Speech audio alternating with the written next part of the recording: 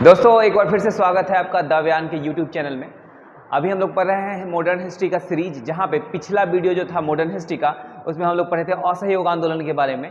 और आज जो हम लोग पढ़ने वाले हैं वो है सविनय अवज्ञा आंदोलन। हम लोग गांधी युग पढ़ रहे हैं, जहाँ गांधी युग की शुरुआत 1919 से लेकर के 1947 तक चलता है।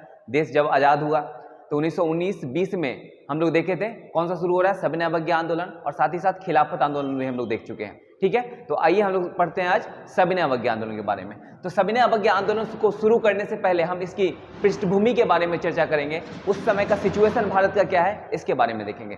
तो साइमन कमीशन 1927 में आता है, उसका विरोध होता है, और साइमन कमीशन का विरोध करते करते लाला लाजपत राय को लाठी लग जाता है सर पे, जिसके कारण उनकी मृत्यु, उनका देहांत हो जाता है। फिर उसके बाद नेहरू रिपोर्ट अपना पेश करते हैं, जिसका बहिष्कार किया जाता है। साथ ही साथ 1929 में कांग्रेस का अधिवेशन होता है, कहाँ, लाहौर में। लाहौर में अधिवेशन होता है, वहाँ पे पूर्ण स्वराज की मांग की जाती है। और 31 दिसंबर 1929 को लाहौर के रावी नदी के तट पर झंडा फहराया गया था, और यह डिसीजन लिया गया कि हर साल 26 जनवरी को हम स्वतंत्रता दिवस मनाएंगे। ये तो हमारा है पृष्ठभूमि। ठीक है, अब आगे हम लोग देखते हैं कि ये सविनय अवज्ञा आंदोलन शुरुआत कैसे होता है।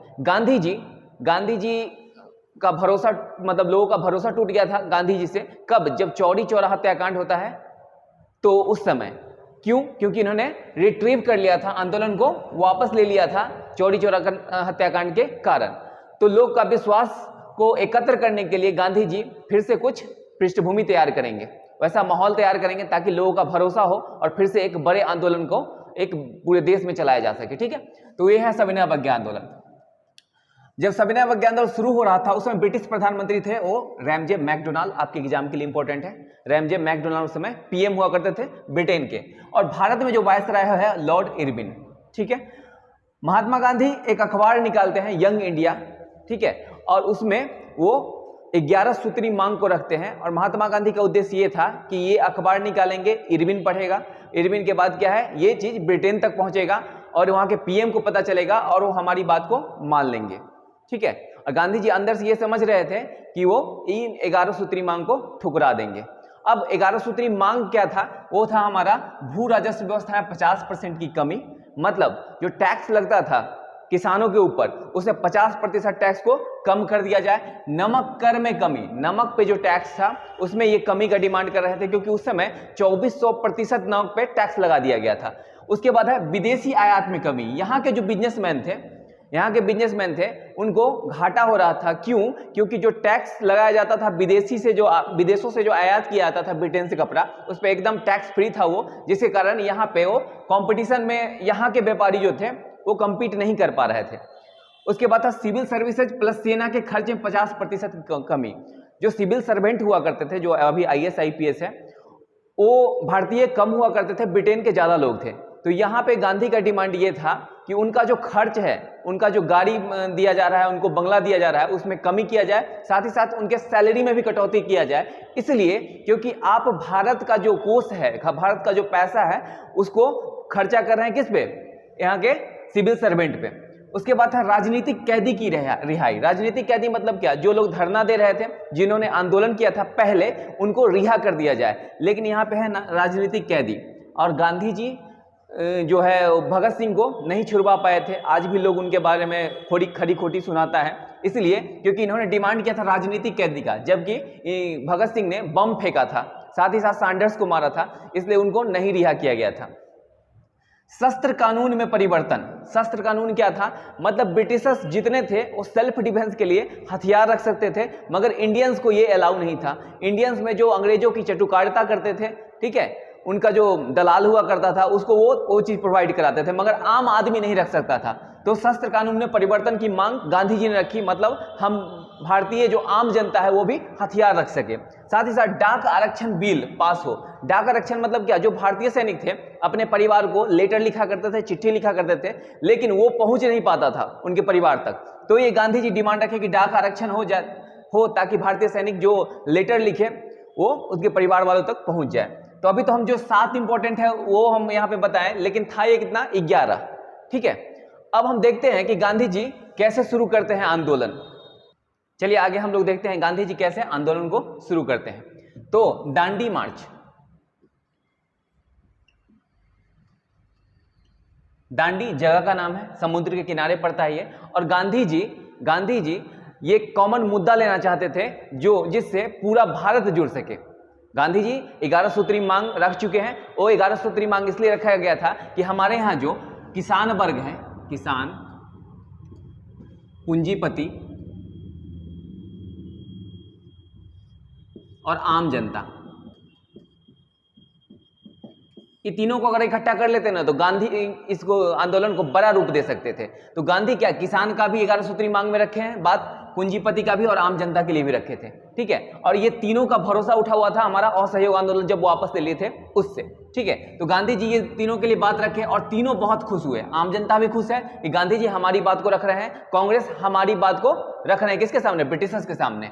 तो उसके लिए इन्होंने एक कॉमन मुद्दा लेते हैं एकदम छोटा सा, जिसका नाम था नमक, है ना। नमक हर घर में इस्तेमाल हुआ करता था।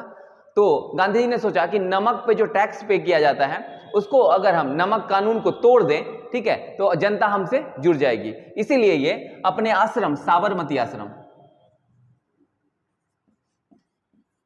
इनका आश्रम था जहां ये रहा करते थे। साबरमती आश्रम से डेट है 12 मार्च 1930।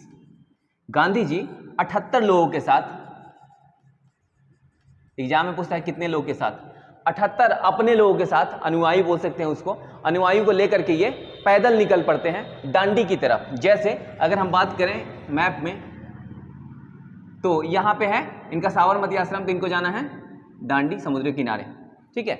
और ये जो डिस्टेंस मेरा था, टोटल डिस्टेंस जो था, दूरी, ये दूरी था 240 मील, 240 मील है। अच्छा, ये सब चीज़ों के पीछे गांधी का एक अपना जो है सो कॉन्सेप्ट था कि लोग इससे कैसे जुड़ेंगे। गांधी एक गांव जा रहे हैं, ठीक है, फिर उससे दूसरे गांव जाएंगे तो वहां गांव के जितने भी लोग हैं उनको ले आए, गांधी हमारे लिए आंदोलन कर रहे हैं। पहली बात कि अगर 11 सूत्री मांग रखे थे तो लोग पेपर में इस चीज को पढ़ चुका था, गांधी हमारे लिए आवाज उठा रहे हैं, तो लोग इनसे जुड़ते चले जाएंगे। शुरुआत तो कर रहे हैं ये केवल 78 लोग के साथ, लेकिन जब दांडी पहुंचते तो वहां 20,000 लोग इकट्ठा हो चुका था, ठीक है। साथ साथ वहां पे कुछ पत्रकार भी थे, भारतीय भी, और एक विदेशी पत्रकार था जिसका नाम था बेव मिलर, ये अमेरिका का था। यहां से भी आपके एग्जाम में क्वेश्चन आता है, बेव मिलर कहां का निवासी था? ऐसे पहला ऑप्शन आपका इंग्लैंड ही दे देगा, लेकिन इंग्लैंड नहीं, अमेरिका का एक पत्रकार था। ये कवरेज देने के लिए आया था, किसको? दांडी मार्च को, ठीक है।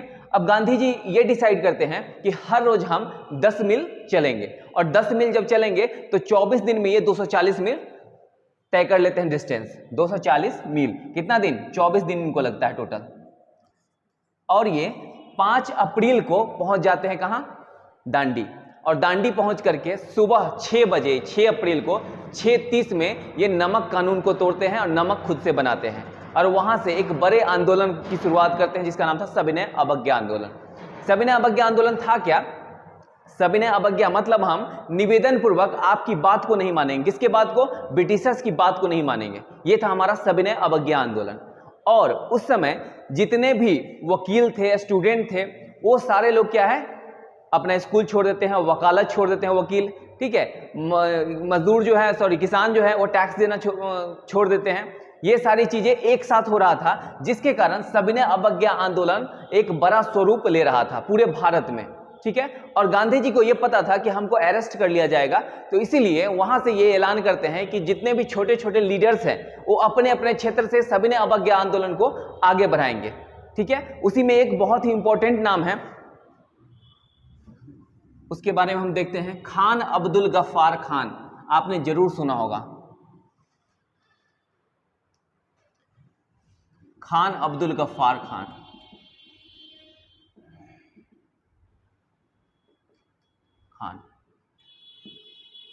ठीक है।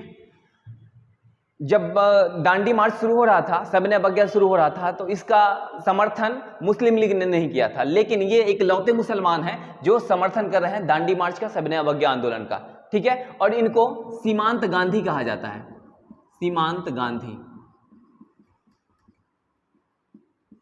क्योंकि ये कश्मीर के इलाका में रहा करते थे और कश्मीर जो है सीमा का अंत हो रहा था, इसलिए सीमांत वहां के गांधी थे ये, ठीक है। गांधी के बहुत बड़े फॉलोअर थे। और कांग्रेस के सपोर्टर भी थे, तो इनको सीमांत गांधी कहा जाता है। और उस समय इन्होंने एक लाल कुर्ती दल बनाया था, लाल कुर्ती दल। एग्जाम में पूछा जाता है लाल कुर्ती दल किसने बनाया था? खान अब्दुल गफ्फार खान ने बनाया था। लाल कुर्ती दल इसलिए नाम था क्योंकि लोग लाल कलर का कपड़ा पहनता था, इसलिए लाल कुर्ती दल। एक और है खुदाई खिदमतगार,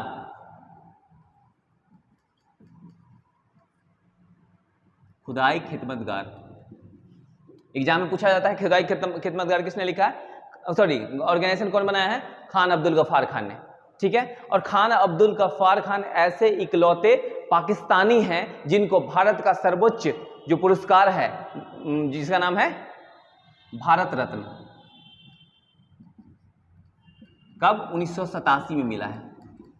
भारत रत्न खान अब्दुल गफ्फार खान को 1987 में दिया गया। खान अब्दुल गफ्फार खान जब देश आज़ाद हो रहा था तो उस समय जो है सो वो कांग्रेस का विरोध किए, क्योंकि ये पूरी जिंदगी कांग्रेस को सपोर्ट करते रहे। बाद में जब भारत और पाकिस्तान बढ़ जाता है तो इन्होंने एक स्टेटमेंट दिया था कि कांग्रेस ने हमें जिंदा भेड़िया के सामने फेंक दिया है, मतलब हम पूरी जिंदगी सेवा किए भारत का, लेकिन बाद में हमको पाकिस्तान में रहना पड़ेगा, ठीक है। बाद में जब इनकी मृत्यु हो जाती है तो इनका जो ये है क्या बोलते हैं, मकबरा, जहां पे दफनाया जाता है वो अफगानिस्तान में इनको दफनाया जाता है, ठीक है। तो भारत रत्न 1987 आपको याद रखना है, खुदाई खिदमतगार और लाल कुर्ती दल इन्होंने बनाया था, इनको सीमांत गांधी कहा जाता है, ठीक है।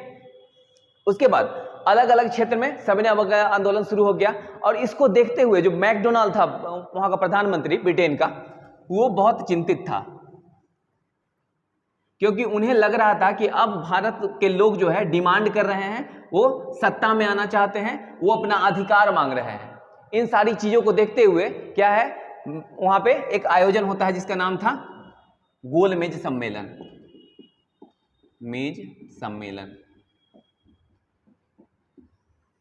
3 गोलमेज सम्मेलन है, ठीक है, जिसमें गांधी दूसरा में जाते हैं, वो हम लोग अभी देखेंगे। अब गांधी को तैयार करना था वहां जाने के लिए, बातचीत किससे करेंगे? मैकडोनाल्ड से बात करेंगे। तो मैकडोनाल्ड इरविन को बोलता है कि आप गांधी जी को ब्रिटेन भेजिए गोलमेज सम्मेलन में भाग लेने के लिए, लेकिन गांधी मानते नहीं हैं। उसके बाद ये तय किया गया कि हम गांधी की 11 जो मांगे हैं उसको मान लेंगे, ठीक है। तो गांधी भी तैयार हो गए कि हम जाएंगे गोलमेज सम्मेलन में, तो इनकी 11 मांगों को मान लिया जाता है तत्काल, ठीक है। तो इसके लिए एक समझौता होता है जिसका नाम है गांधी इरविन समझौता। एग्जाम के लिए इंपॉर्टेंट है।